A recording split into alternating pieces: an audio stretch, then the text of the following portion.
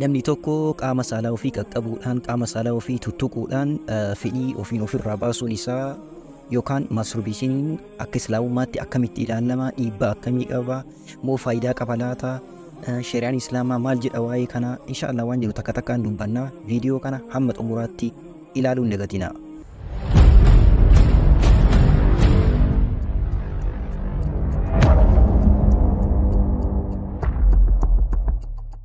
بسم الله الرحمن الرحيم.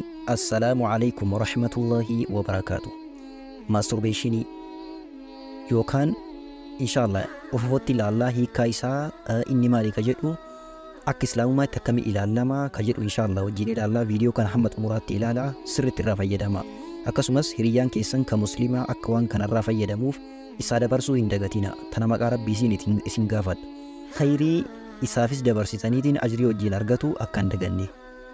jalqaba masturbation jechuun yaa jechichi jecha afaan ingiliffaatii hiikaan isaa afaan keenyatti fedhii ofiin ofirraa baasuu jechuu.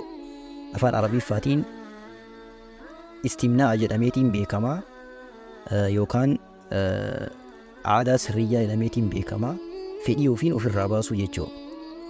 Masturbationiin dalagaa shayxaanni gara zinaatti yookaan gara sagaagalummaatti nama seensisuudhaaf itti nama oofuudha.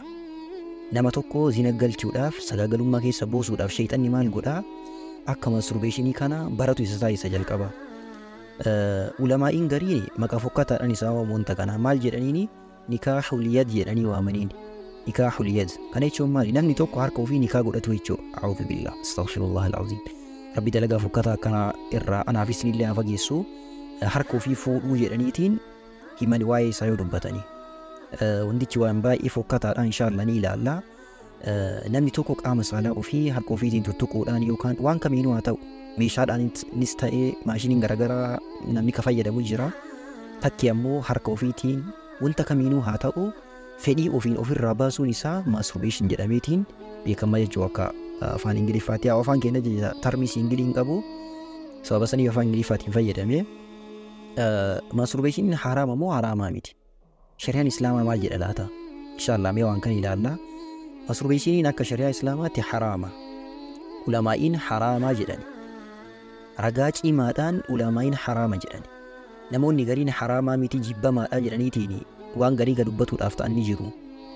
Garuu ulamaa'iin ragaa cimaa qabatanii salafarraa kaasee hanga ammaatti ulamaa'iin gurguddaan haraamaa jedhaniitiin waan kana lafa kaa'ani. Kanaaf ammoo ragaa quraanaa fi hadiisaa garaagaraa dhiyeessu. Qur'aan irraa fakkeenya ragaa isaa Imaamu Shaafi'iin faatee aalimni guddaan Imaamu Shaafi'iin aayaa suuraa wal mu'minuuna kana والذين هم لفروجهم حافظون إلا على أزواجهم أو ما ملكت أيمانهم فإنهم غير ملومين فمن ابتغى وراء ذلك فأولئك هم العادون. كجدو كان رقا قلتني حراما جرى هي كان ساما الجيشو ربيني ورى مؤمن توتا يوكا ورى إساء أماني فارسا maal jedhee faarsaa mu'mintoota jechuun warratti amane jechuuni walladhiina hum lifuruujihim xaafisuun isaanan qaama saalaa isaanii tikfatoo ta'aniidha jedha. Warri natti amane warra akkasiiti. Eenyu irratti malee illaa ala azwaajihim haadha manaa isaanii irratti aw maa malakat aymaanuhum takkii warra waan mirgi isaanii dhuunfattee yookaan han dhuunfattee irratti malee kabiroo irratti qaama saalaa isaanii ni tikfatu jedha. Azwaaj jechuun haadha manaa jechuun yaa beekamaadha jaartii ofiiti. Milkal yamiin jechuun kuni waan biraati. Inni maalidha? Lola keessa fakkeenya gabra osoo namni tokko ka argatu ta'e yookaan gabroota ka jedhamanii beekaman kallattii jihaadaatiin ka argaman osoo kanniin namni tokko gabra kana kabitee yookaan bojuudhaan waraana keessa osoo ka argatuuti gabroota kanniin illee akka haadha manaatti itti fayyadamuu ni danda'a. Gabroota kanneen akka haadha manaatti itti fayyadamuu ni danda'a. Isaan maal jedhamanii beekamanii milkal yamiin jedhaman. Haadha manaatii fi warra milkal yamiinii kana malee mu'mintoonni qaama saalaa isaanii ni tikfatanii jedha. Fa'innahum ghayru maluumiin. Isaan kanneen lamaan irratti qomatamuu miti jedha Rabbiin. Warri Rabbitti amane haadha manaa isaa maa ol qunnamtii saalaa wajjin geggeessite jedhameen qomatamuu jedha. Akkasumas warra milkal yamiinii kana maa ol qunnamtii saalaa wajjin geggeessite jedhamanii hin qomatamanii jedha. فمن ابتغى وراء ذلك رجع نزرام فمن ابتغى نمني بربادي وراء ذلك ولا من كنين على جرنمني بربادي فأولئك هم العادون إسان warra daangaa dabroo ta'ee jedha rabbiin subhaanahu wa ta'ala. Wantoota lamaan amma dubbanne kanneeniin ala haadha manaatii fi warra milkal yamiinii kanaan ala qaama saalaa ofii irratti fayyadamuun maaliidha jedhe rabbiin warra daangaa dabree jedhee isaaniini. Kanaafuu ulamaa'iin maal jedhan? Harka ofii namni tokko nikaa godhatee qaama saalaa isaa qaqqabee tuttuqee yookaan maashinii garaagaraa fayyadameetiin dhangala'aa ofirraa baasuun kunniin daangaa dabruudhaa rabbiin haraama godhee jira jedhan. Ragaan tokko kana. Hadiisaanillee Nabii Muhammad sallallahu alaihi wasallam dhimma kanarra waan jedhan qabani. Daayirekti dubbatullee baatan garuu akeekanii jirani. Hadiisa Alqamaa irraa odeeffametti Nabiyyiin sallallahu alaihi wasallam akkana nuun jedhanii jedha Alqamaan. Maal nuun jedhan jedha? Yaa ma'ashara shabaab. Yaa dargaggoota, yaa jamaa dargaggoota, man istataa'a minkumul baa'ata. Isinirraa namni xaaxaa fuudhaa danda'e waan ittiin fuudhu takki ammoo namni walqunnamtii saalaa gochuu danda'u. Xaaxaa fuudhaa waan fuudhaan wal qabatu namni danda'e falyatazawwaj haa fuudhuu jedhan Nabiyyiin sallallahu alaihi wasallam. Namni danda'e haa fuudhu. Waman lam yastatii namni hin danda'in fa'alayhi bisawmi haa soomuu jedhanii. Soomuun isarraa jiraatu fa'innahu lahu wijaa. Soomni kun isaaf wanteedha jedhan. Haraamarraa isa tiksa, qaama saalaa isaa akka inni tikfatu isa godhaa jedhan. Ilaala ammallee Nabiyyiin sallallahu alaihi wasallam danda'an haa fuudhan jedhan. Namni hin danda'in masturbeeshinii yookaan ammoo qaama saalaa ofii tuqeetiin dhangala'aa ofirraa baasu hin jenne maal jedhanii haa soomuu jedhan. Kanaaf wanti achiin ala jiru akkan eeyyamamne agarsiisaa jedhan. Ulamaa'iin hadiisa kana ragaa godhatanii. Hadiisichi hadiisa sahihaa, hadiisa qulqulluudha, hadiisa sirriidha. Imaam Bukhaariitu odeessee hubachuu dandeessanii. Masturbeeshinii yookaan fedhii ofii ofirraa baasuun kun akka shari'aatti haraama jennee miidhaa akkamii qaba? Maaliif shari'aan haraama jedhee laata? Ogeeyyoonni fayyaa maal jedhan laata waan kanarratti? Inshallah yaada ogeeyyoonni fayyaa jedhanii wajjin ilaalla. Tokkoffaa kallattii fayyaatiin alayyuu kallattii amantiitiitti wanti kun rabbiin saalfachuu qalbii namaa keessaa fuudha. Namni akka rabbiin hin saalfanne nama godha. Rabbi irratti akka adaban qabaanne nama godha. Lammaffaan jireenya fuulduraa kan namni maatii ijaarateetiin jireenya uumatu irratti miidhaa qabaataa jedhani. Namni tokko erga wanta kana kabaratu ta'e jedhanii hayyoonni maal jedhanii warri waan kana beeku namni waan kana of barsiisee aadaa ofii godhe qaama saalaa isaa osoo haadha manaa isaa hojii walqunnamtii saalaa geggeesseetiin fedhii ofirraa hin baasin harka isaatiin ofirraa baaseetiin fedhii fixataa deemaa jedhani. Kanaaf jiruu haadha manaa wajjin jiraatullee irrattis dhiibbaa qabaata. Akkasumas aqama yookaan maseenummaa namatti fidaa jedhani. Astaghfirullah. Akkasuma dhiibbaa isaa keessaa inni biroo maalidha? Fincaan bahuu irratti rakkoo fidaa jedhan. Baay'insa fincaanii kanarratti dhiibbaa fidaa jedhan. Akkasumas namni tokko adaduma fiilmii zinaa fa'a fakkeenya laalaatiin masturbeeshinii kana geggeessuun fedhii walqunnamtii saalaa itti dabalee zinaa keessa buusuu danda'a. Akkasumas fiilmiilee haraamaa garaagaraa ilaaluu namatti fida. Isa ilaali ka jedhu fedhii garaagaraa qalbii namaa keessatti uumaa jedhan ulamaa'iin. Akkasumas dhiibbaa isaa keessaa inni biroo maali? Qaamota akka ijaa, qaama saalaa, marshaalee isaa garaagaraa irratti miidhaa geessaa jedhan. Marshaaliin isaa akka dadhabu taasisaa jedhani. Kanaaf dhiibbaa akkanaa irratti geessa, miidhaa akkanaa irratti geessa, irraa fagaatuu qabna. Faayidaa yeroo gabaabaa san nutti fakkaata malee wallaahi dhugatti hayyoonni akka himanitti warri waan kana beeku akka himutti miidhaa guddaa sababa isaatiin nutti dhufee jedhanii himatani. Sababa kanaaf irraa fagaannu isiniin jedha. Akkamitti haa dhiisnu?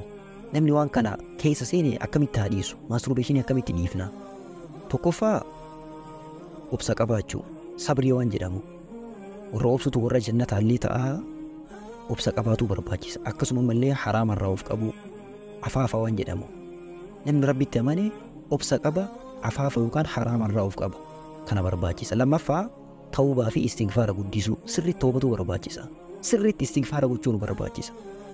Akkasumas du'aa rabbiin sirriitti qalbiin kadhachuu nu barbaachisa. Yaa Rabbi waan kana keessaa na baasi jennee rabbiin jala kufnee qalbiidhaan du'aa kadhachuu qabna. Inshallah rabbiin keessaa isin baasaa. Namni waan kanaan mokkuramtani du'aa sirriitti kadhadha. Akkasumas fuudha yoo kan danda'an ta'e fuudhuu. Namni fuudha danda'u fuudhu akkuma Nabiyyiin sallallahu alaihi wasallam dubbatan. Akkasumas yaadota shayxaanni itti nama oofu irraa fagaachuu. Shayxaanni yaada garaagaraa qalbii keessa nama buusa. Yaada shayxaanni itti nama oofu kana irraa fagaatu barbaachisa. Shayxaanni waan qileen dhugatuu barbaadu jechuudha. Ijoo fi gadi qabachuu ammas haraamarraa waa haraamaa ilaaluu, dubartii ilaaluu waan akkanaatti waan kana namatti fida. Fiilmii zinaa ilaaluu keessattuu pornoogiraafii ilaaluu waan kana namatti fida. irraa fagaatuu barbaachisa. Ija ofii gadi qabatu barbaachisa. Ibaadaa akkasumas dalagaalee fayyaduu qabamu yeroo ofii guutuu barnoota diiniitiin ta'e barnoota duniyaatiin dalagaa diinii ta'e dalagaa duniyaatiin biizii of godhuu barbaachisa. Sirri yeroo mara dalagaa kanneen irra jabaatu barbaachisa. Maa jennaan sa'aatiin namaa yoo lafatti hafe jedhan.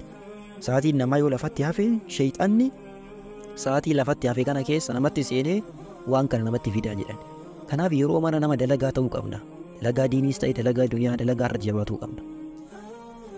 Akkasumas akkaataa isa ittiin dhiifnu keessaa inni biraa miidhaalee inni namatti fidu xiinxallu. Miidhaalee armaan olitti dubbanne sanniin xiinxallineetiin waan kanarraa fagaatuu qabna. Inni biroo soomarra jabaachuu soomu. Yoo ka soomnu ta'e qaamni keenya waan kana jibbaa deema dhiisaa deema. Keessi keenyallee waan kanarraa fagaataa deema. Kanaaf soomarratti jabaatuu qabna. Inni xumuraa hiriyyaa badaa irraa fagaatanii hiriyyaa gaarii filachuu barbaachisa. Ijoollee hedduu wanti waan kana oofu maalidha? Hiriyyaa gadheedha. Hiriyyaa gadheetu hiriyyaa fokkatatu waan kana keessa buusa. Hiriyyaa gaarii qabaatuu qabnaa jechuudha. Akkasii akkaataan ittiin dhiisnu akkamitti dhiisa ka jedhuuf wantoota armaan gadii kenniin yoo fayyadamne inshaallah ni dhiifna. Sirriitti ta'ubadhaa, sirriitti du'aayii guddisaatiin rabbiin kadhadhaa inshaallah ni dhiiftan isiniin jedha. Warri waan kanaan qabamtan namni waan kana dalage badii kana namni dalage maal gochuu qaba? Shari'aan maal godhi jedhaan? Tokko namni masturbeshinii kana keessa seene jalqabatti dafee toobachuu qaba. Akkatti badii kana keessa seeneen gara rabbii deebi'uu qaba. Toobaa. Lammaffaani qaama guutuu isaa dhiqatee yaa wantichi erga dhangala'aa irraa bahee qaama guutuu dhiqachuun dirqama. Janaabaa akka janaabaatiin waa ilaallamuuf qaama guutuu dhiqatee ibaadaa eegaluu qaba. Qaama isaa guutuu dhiqatee salaata eegala.